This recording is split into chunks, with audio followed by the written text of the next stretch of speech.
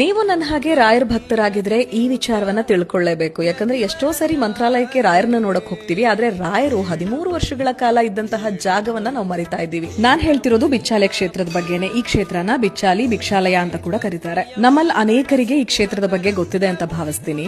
ರಾಯರಿಗೆ ಬಹಳ ಪ್ರಿಯವಾದ ಕಡಲೆಬೇಳೆ ಚಟ್ನಿನ ಅಪರ್ಣಾಚಾರ್ಯರು ಇದೇ ಒರಳಕಲ್ಲಿಂದ ರುಬ್ಕೊಡ್ತಾ ಇದ್ರಂತೆ. ಈ ಕಲ್ಲನ್ನ ನಾವು ಈಗಲೂ ಸಹ ನೋಡಬಹುದು. ಇಲ್ಲಿ ರಾಯರು 13 ವರ್ಷಗಳ ಕಾಲ ವಾಸ ಇದ್ದ ಬಿಚ್ಚಾಲೆ ಕ್ಷೇತ್ರಕ್ಕೆ ತುಂಬಾನೇ ಶಕ್ತಿ ಇದೆ, ಸಾಕಷ್ಟು ಮಹತ್ವ ಇದೆ. ಹಾಗೆ ತುಂಗಭದ್ರಾ ನದಿಯ ತಟದಲ್ಲೇ ರಾಯರ ಏಕಶಿಲಾ ಬೃಂದಾವನ ಕೂಡ ಇದೆ. ಈ ಹಿಂದೆ ರಾಯರ ಗುರುಗಳಾದ ಅಪರ್ಣಾಚಾರ್ಯರು ತನ್ನ ಶಿಷ್ಯರಿಗೋಸ್ಕರ ಪ್ರತಿಯೊಂದು ಊರಿಗೆ ತೆರಳಿ ಭಿಕ್ಷಾಟನೆಯನ್ನ ಮಾಡಿ ಅಕ್ಕಿಯನ್ನ ತಂದು ಇಲ್ಲೇ ಇದ್ದ ಅರಳಿ ಮರಕ್ಕೆ ಕಟ್ತಾ ಇದ್ರಂತೆ. ಆಗ ಆ ಅಕ್ಕಿ ಅನ್ನವಾಗ್ತಾ ಇತ್ತು ಅಂತ ಹೇಳಲಾಗುತ್ತೆ. ಹಾಗೆ ಇಲ್ಲಿರುವ ತುಂಗಭದ್ರಾ ನದಿ ಕುರಿತು ಕೂಡ ಮಹತ್ವವಾದ ವಿಷಯ ಇದೆ. ರಾಯರು ಮಂತ್ರಾಲಯದಲ್ಲಿ ಬೃಂದಾವನಾಸ್ಥರಾಗೋ ವಿಚಾರ ಅಪರ್ಣಾಚಾರ್ಯರಿಗೆ ಕಡೆಯ ಸಂದರ್ಭದಲ್ಲಿ ತಿಳಿಯುತ್ತೆ. ಆಗ ತುಂಬಿ ಹರಿತಾ ಇದ್ದಂತಹ ತುಂಗಭದ್ರೆ ಅಪರ್ಣಾಚಾರ್ಯರಿಗೆ ದಾರಿ ಮಾಡಿಕೊಟ್ಟಿದ್ಲಂತೆ. ಇನ್ನು ನೀವಿಲ್ ನೋಡ್ತಾ ಇರೋ ಬಿಚ್ಚಾಲಮ್ಮನ ಗುಡಿಯನ್ನ ಬಾಳೆಹಣ್ಣು ಮತ್ತು ಬೆಲ್ಲದಿಂದ ಕಟ್ಟಲಾಗಿದೆ. ಇಷ್ಟೇ ಅಲ್ಲ, ಇನ್ನು ಅನೇಕ ಪವಾಡಗಳಿಗೆ ಸಾಕ್ಷಿಯಾಗಿದೆ ಬಿಚ್ಚಾಲೆ ಕ್ಷೇತ್ರ. ಇಷ್ಟೆಲ್ಲ ಶಕ್ತಿ ಮತ್ತು ಮಹತ್ವ ಇರುವ ಈ ಪುಣ್ಯ ಕ್ಷೇತ್ರಕ್ಕೆ ಭೇಟಿ ಕೊಟ್ರೇನೆ ರಾಯರ ಸಂಪೂರ್ಣ ಅನುಗ್ರಹಕ್ಕೆ ನಾವೆಲ್ಲರೂ ಪಾತ್ರರಾಗ್ತೀವಿ ಅಂತ ಅನೇಕರು ಹೇಳ್ತಾರೆ. ಆದಷ್ಟು ಈ ರೀಲ್ ಅನ್ನ ರಾಯರ ಭಕ್ತರಿಗೆ ಶೇರ್ ಮಾಡಿ. ಹಾಗೆ ರಾಯರ ಭಕ್ತಿಯಾಗಿರುವ ನನ್ನನ್ನ ಫಾಲೋ ಮಾಡಿ ಸಪೋರ್ಟ್ ಮಾಡೋದು ಮರಿಬೇಡಿ.